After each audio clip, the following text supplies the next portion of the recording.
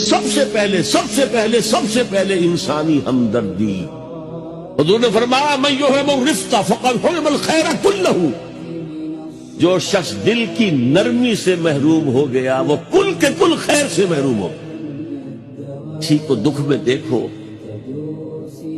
اور اس پوزیشن میں ہو کہ تم اس کا کوئی مداوع کر سکو اور نہ کرو، پھر تم چاہے مفسر ہو، محدث ہو، نیک نہیں ہو.